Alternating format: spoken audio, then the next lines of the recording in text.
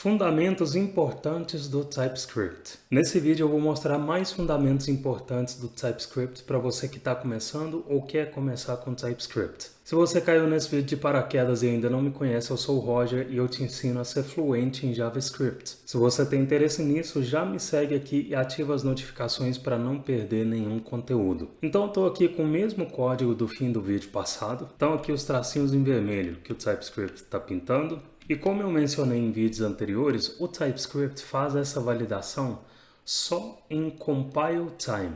Compile time, ou seja, momento de compilação, que é exatamente o momento em que você está escrevendo o seu código. No momento em que você está escrevendo o seu código aqui no arquivo .ts, o compilador do TypeScript está rodando, já está validando o meu código. Eu também mostrei anteriormente que o Vite instalou o TSC, que é o TypeScript Compiler. Então o comando build tem o TSC TypeScript Compiler, compilador do TypeScript.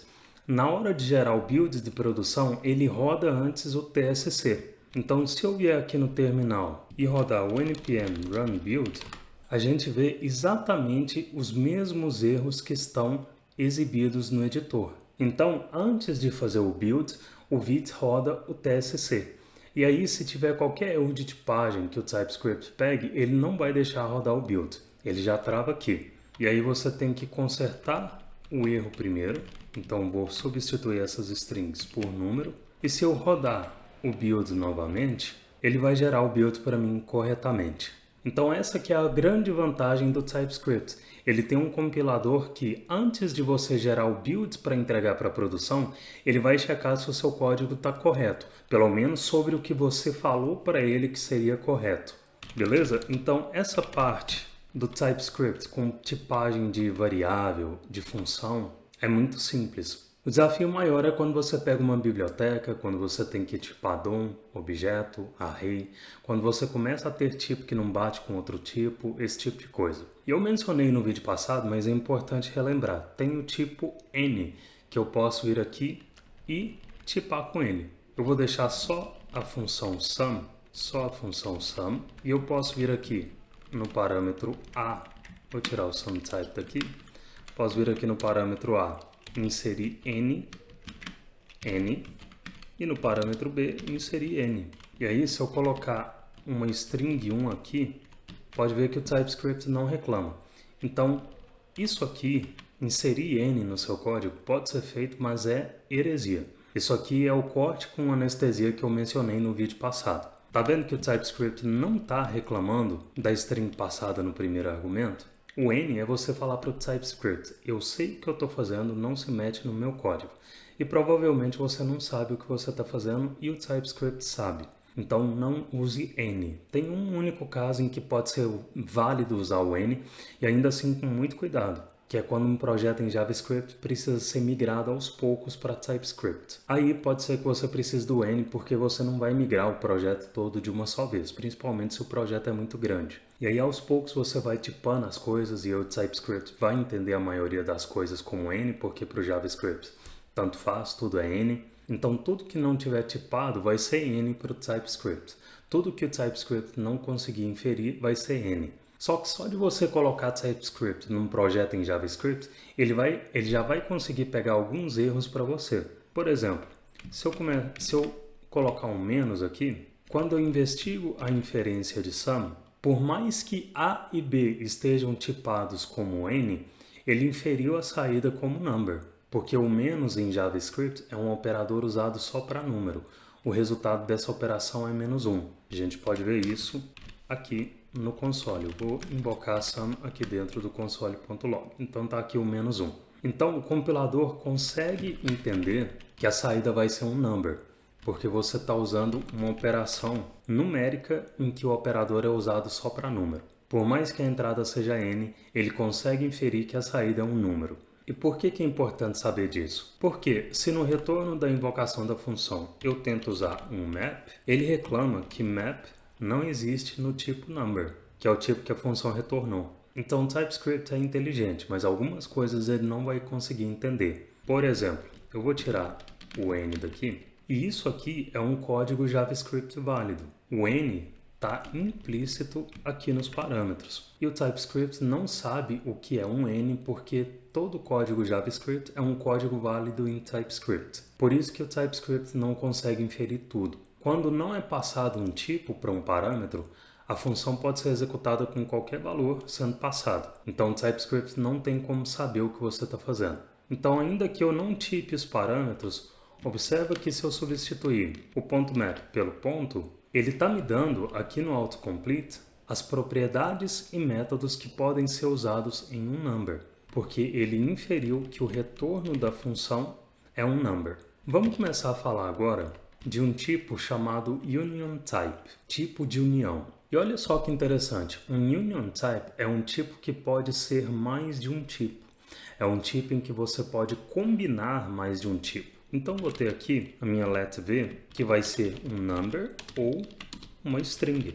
Aqui eu estou dizendo que V pode ser um number ou pode ser uma string. E quando eu faço a atribuição, eu posso atribuir um número e ele vai ser aceito. Vou usar V aqui embaixo só para ele parar de reclamar que V não está sendo usada. Ou eu posso atribuir uma string e ela vai ser aceita, porque essa variável aceita ou número ou string. Então, o Union Type é uma combinação de tipos em um só tipo. Ele pode ser um tipo ou pode ser outro tipo. E aqui vem um conceito muito interessante, que é o seguinte. Se eu fizer v.toLowerCase, ele vai dizer que eu posso usar o toLowerCase. Ele, inclusive, me dá aqui no autocomplete o toLowerCase, que é um método de string, porque v é uma string. Se eu passar um number para v, ele reclama que toLowerCase não existe no tipo number. Então, por mais que v seja um número ou uma string, aqui nesse caso o TypeScript sabe que eu estou passando o 1 de forma literal para o v. Então ele sabe que ele é um number.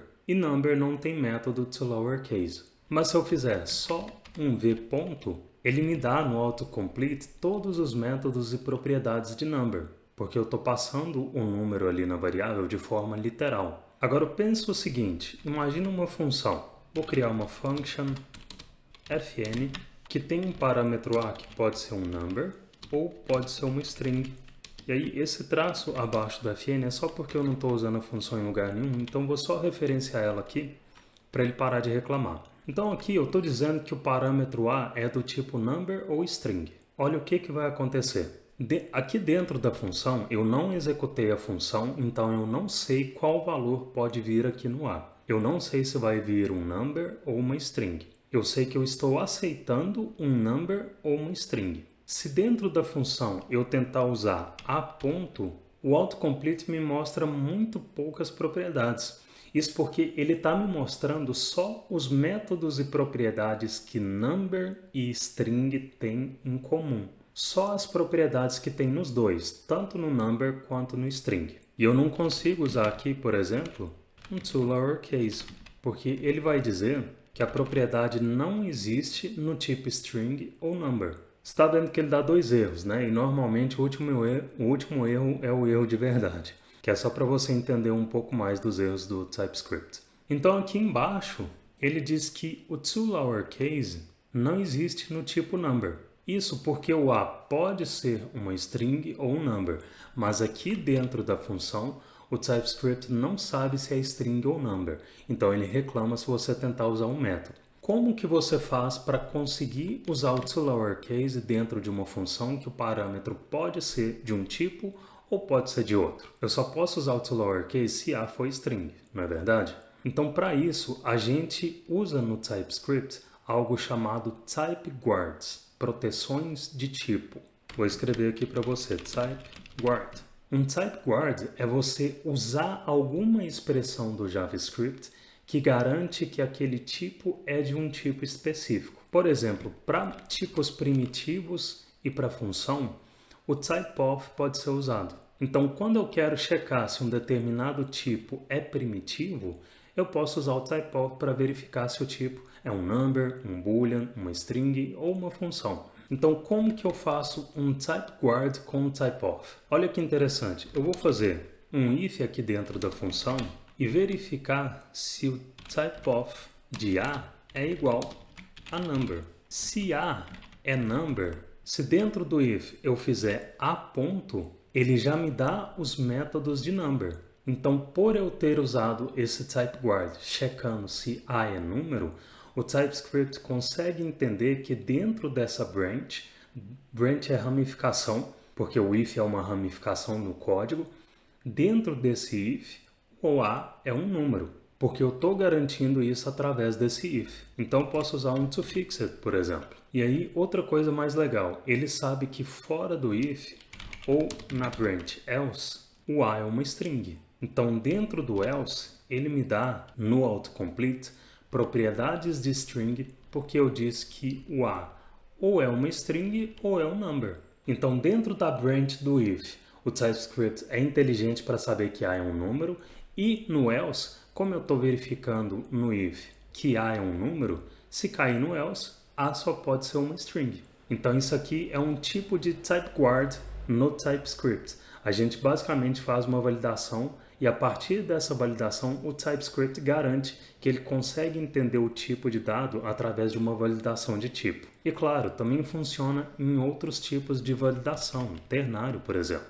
Eu posso retornar se o typeof de a é igual a number, e se for, eu vou usar, e pode ver que ele me dá aqui no autocomplete a.toFixit, e se não for, ele é uma string, então ele me dá aqui no autocomplete a.length, por exemplo. Então ele me dá o autocomplete tanto na ramificação em que a é um número, quanto na ramificação em que a é uma string. E aqui eu passei só dois tipos, mas podem ser vários, se fizer sentido para o que você está querendo fazer. Se eu inserir aqui que também pode ser um boolean, o TypeScript reclama. Ele está dizendo, beleza, estou checando se o tipo A é number e estou usando o toFixit, mas ainda tem os tipos string e boolean. Não dá mais para assumir que se não for number, só pode ser string, porque agora tem um boolean. Por isso ele está reclamando de usar a propriedade length de string aqui. Então, nesse caso, a gente pode fazer o seguinte, eu vou fazer um if, typeof a é igual a number, e aí retorna a.toFixit, ou se o typeof a é igual a string, eu vou retornar a.length. Aqui eu preferi fazer if para não fazer ternário alinhado, tá? E aqui embaixo, se eu fizer um return a ponto, ele está me dando o método de boolean, porque ele inferiu que a é boolean. Porque se eu já validei number e string, e se não executou nenhum dos dois ifs, então a só pode ser boolean, beleza? E lembrando, porque é muito importante, o TypeScript vai garantir tipagem para você em compile time, momento de compilação, que é exatamente o momento em que você está escrevendo o seu código. No momento em que você está escrevendo seu código, aqui no arquivo .ts, o compilador do TypeScript está rodando, já está validando o meu código. Agora, imagina que você está recebendo o resultado de uma API. Como que o TypeScript vai inferir o resultado de uma API? O TypeScript não sabe inferir o resultado de uma API, porque a API não vai trazer os dados em compile time para você. Os dados da API não vêm para você no momento em que você está escrevendo o seu código. A requisição não vai acontecer enquanto você está codando. A requisição acontece quando o código é executado.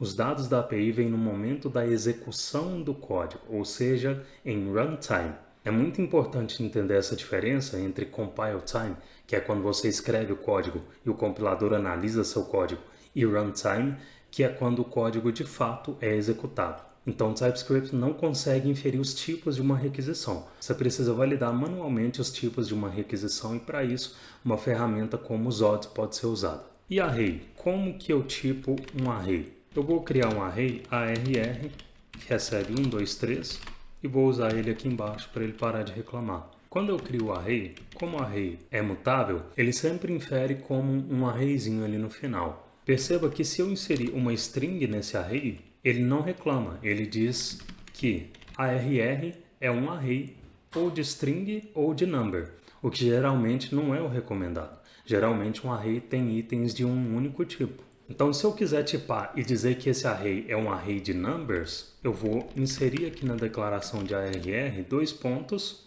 number e um array no final. Agora ele reclama da string que foi passada. Ou existe também uma outra forma de tipar, que é usando generic. eu vou inserir array e colocar o number aqui dentro das chavinhas. Esse formato com generic e o formato anterior com number e array no final são a mesma coisa, mas eu acho mais feio usar dessa forma. Se o array tiver dois tipos, aí é preciso usar esse formato para passar um type. Então posso passar aqui um union type com string, e aí ele para de reclamar que eu passei a string 1 ali. Mas o ideal quando você cria um array é que os itens dele sejam de tipo único. Então posso tipar aqui com number e vou remover essa string do array. E para tipar objetos, como é que é? Eu vou criar um objeto aqui acima do ARR, que vai ser um objeto person, vai ter um name, vou chamar Roger, vai ter um age, que é 36, 46 ainda não, 36, e vai ter um hobbies, que vai ser um array de strings, vai ter videogames, e vai ter running, com uma vírgula aqui para separar os dois. E aí eu vou criar um ARR2 aqui, que vai ser um array, vou usar ARR2 aqui, e ele vai ser um array de person. Eu quero que o ARR2 seja um array só de objetos person. Só que o objeto que eu criei ali é uma const, não é um tipo ainda. Então não faz sentido eu passar ele como tipo aqui para array. Só que tem uma coisa aqui. Eu vou mostrar uma forma de criar o tipo person que você vai ver menos por aí. Depois eu mostro a forma mais tradicional. Porque tem como eu extrair o tipo desse objeto usando typeof. Então aqui abaixo do person, eu vou dizer que type person, com P maiúsculo, é typeof person. E aqui no ARR2 eu vou usar o tipo person. Olha só o que ele faz. Se eu inferir o tipo person, eu vejo que ele extraiu aqui para o tipo person exatamente o tipo do objeto person. Então eu criei o objeto person com valores específicos, name recebe string, age recebe number, hobbies é um array de string, e quando eu uso typeof para criar um novo tipo, ele extrai para mim o tipo daquele objeto. Então agora eu estou especificando que ARR2 é um array de person. O person tem as propriedades name, age e hobbies, e o TypeScript sabe disso. Isso significa que se aqui nesse array eu passar um objeto e pressionar Ctrl espaço, se eu fizer isso dentro do objeto, ele já me dá no autocomplete as propriedades do tipo person. Então eu sei exatamente as propriedades e tipos de valores que eu tenho que colocar nesse objeto. Então vou colocar um age, sei lá, vai ser 10, Ctrl espaço. O name é uma string, então vou inserir uma string e Ctrl espaço. Hobbies é um array de string. Então posso inserir um array de strings aqui no hobbies. Então o TypeScript consegue te ajudar até com isso. Você consegue tipar um objeto sem passar um valor para ele e o TypeScript vai autocompletar para você, para te ajudar a completar aquele valor. Então é possível criar um type com typeof, extraindo de um objeto criado, e a forma mais comum que você vai ver de criar um type de objeto é passando manualmente o formato do objeto para o type. Então para criar um type person, aqui acima do objeto person, eu vou ter um type person com P maiúsculo sempre, que vai ter um name, que é uma string. Type não precisa de vírgula, então vou para a linha de baixo. E vou dizer que age é um number e hobbies é um array de string. E aí eu vou usar person aqui embaixo, o objeto person, só para ele parar de reclamar que person não está sendo usado. Perceba que quando eu investigo o objeto person, ele ainda não sabe que o objeto person é do tipo person, que eu criei ali em cima. Ele sabe que ele é um objeto que tem name, age e hobbies. Mas eu posso tipar esse objeto. E se agora eu investigar o objeto person, ele sabe que a variável person é do tipo person. O que isso significa? Significa que se eu tentar passar um number para name, ele vai reclamar dizendo que name precisa receber string. Então, você tipando a variável, o TypeScript vai te guiar para você preencher o objeto da forma certa. Se eu remover o tipo person, ele não reclama e o objeto é preenchido errado. Por isso, eu preciso tipar esse objeto aqui. Tem também como usar interface ao invés de type para definir o tipo de um objeto. A interface é basicamente a mesma coisa do type. Você vai fazer a mesma coisa que você faz com o type. Então vou comentar por enquanto esse type person. E aqui embaixo eu vou definir interface person com P maiúsculo também. Vou abrir chaves, vou passar um name, que é uma string, um age, que é um number, e hobbies, que é um array de string. Interface você usa como se fosse uma classe. Por isso que eu não gosto muito de interface. Interface é muito relacionado com classe e orientação a objeto pesado. Eu particularmente prefiro mais funcional. O type você usa o operador de atribuição e a interface não. E tem algumas pequenas diferenças entre os dois. A interface é interessante quando você está usando ou criando uma biblioteca. Eu já vou falar mais sobre isso. Vamos fazer um experimento, pequeno experimento aqui para a gente perceber isso melhor. Eu vou criar com type primeiro, então vou comentar a interface person, vou descomentar o type, e eu vou criar mais um type person, que agora vai ter uma propriedade surname, que é sobrenome. Tá vendo que os person estão vermelhos? Se eu investigar, o TypeScript diz que person está duplicado. Isso significa que se eu quiser criar um novo tipo que é baseado no person, ou seja, que tem tudo que o person tem, mais surname, eu tenho que criar um tipo com outro nome. Então posso ter aqui um person2. E para estender o person aqui para o person2, eu preciso usar o operador e comercial. Então eu vou dizer que o type person2 recebe person e esse type que eu estou criando. Então aqui eu estou dizendo que o type person2 tem tudo do person e tem surname. Então se eu tipar a const person, deixa eu colapsar esse comentário aqui para ver se eu consigo colocar tudo aqui na tela para você ver. Beleza. Então se eu tipar a const person com person2, ele reclama que surname está faltando. Eu criei o surname, mas não passei para o objeto person. Está aqui, propriedade surname está faltando. E aí eu posso vir aqui no objeto e pressionar Ctrl espaço e preencher surname com a dica do autocomplete. Agora ele para de reclamar. Então é dessa forma que eu estendo type em TypeScript. Como que se estende com interface? Eu vou comentar os types person e person2, vou comentar eles. Vou descomentar a interface person e vou criar, olha só, vou criar uma outra interface person logo abaixo que vai ter surname, que é uma string. Interface é mutável. Eu tenho duas interface person e elas, ao invés de colidirem, se juntaram em uma só. O TypeScript aumentou a interface person. Agora ele sabe que a interface person tem também a propriedade surname. Passar a person aqui para const person, né? Ou seja, com interface você pode estender sem modificar o nome.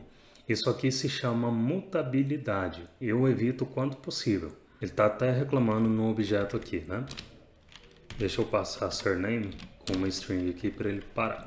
Beleza. Então, interface é interessante quando você está usando uma biblioteca, porque a biblioteca está usando uma interface internamente e você não quer criar um novo tipo e ter que modificar todas as chamadas que você fez da biblioteca no seu código só por causa daquele tipo novo. Então a biblioteca cria com uma interface e você consegue estender a interface. Aí ok. Mas para projeto do dia a dia, eu sempre prefiro type. Num projeto do dia a dia, se eu não sei que existe uma interface chamada person e eu crio essa interface person só com o surname, se eu crio o objeto person só com surname, ele vai ficar dando esse erro, dizendo que está faltando outras propriedades, name, age e hobbies. E você pensa, pô, mas eu criei a interface só com surname. Ou seja, você está modificando sem querer. Isso é uma mutabilidade acidental. A vantagem em usar a interface é quando você tem uma biblioteca que você não tem acesso à interface e você precisa estender ela. Aí é bacana. Uma vantagem da interface é que as mensagens de erro são mais amigáveis. Se eu investigar o erro do objeto person, a mensagem de erro é mais amigável. O tipo está faltando as propriedades x, y, z. Já com type, se eu comentar as interfaces person, vou colapsar esse comentário e descomentar o type e colocar o person2 aqui como tipo da variável person, é o mesmo problema, mas essa mensagem de erro fica maior. Aqui não ficou tão complicado porque faltaram só 3 propriedades, mas se faltar só uma, então se eu tiver as 3 propriedades aqui e faltar uma, a mensagem fica ainda maior. Então, usando o type, a mensagem de erro geralmente é um pouco pior para ler, mas ainda assim, eu prefiro usar type porque ele é imutável. Querendo ou não, você acaba se acostumando com as mensagens de erro do type. E ainda sobre diferença entre type e interface, é interessante observar também a tipagem deles em uma função. Eu vou limpar esse código. Eu vou criar uma função sum, que tem os parâmetros a e b, e soma a mais b. Vou referenciar a sum aqui para ele parar de reclamar que não está sendo usada. E para tipar essa função, eu posso criar um type, como eu mostrei no vídeo anterior. Então, type sum recebe a, que é um number, recebe b, que é um number, e a saída é um number. E aí eu vou usar o type sum aqui nessa função.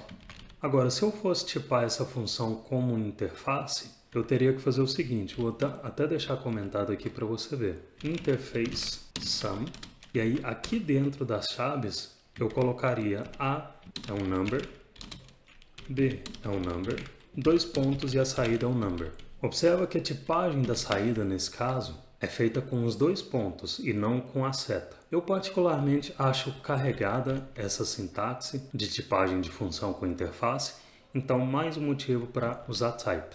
E só uma outra observação sobre extensão de tipo, não sei se isso ficou claro no exemplo que eu dei antes, mas com type você também consegue estender um tipo e até deixar eles mais organizados. Eu vou limpar esse código e vou ter um type person name, que vai ter um name, que é uma string. Vou ter um type person surname, que vai ter surname, que é uma string. E vou ter um type person with surname, que recebe person name e person surname. Ele está reclamando aqui que eu não estou usando person with surname, tá? Mas olha só, isso aqui às vezes deixa até mais claro, porque você separa os tipos certinho. E aí você garante imutabilidade. Ou seja, ao invés de você mudar um tipo, você cria um novo tipo baseado no tipo original. Beleza? Eu espero que esse vídeo tenha ajudado. Deixe seu comentário aqui embaixo para eu saber o que você achou e até a próxima.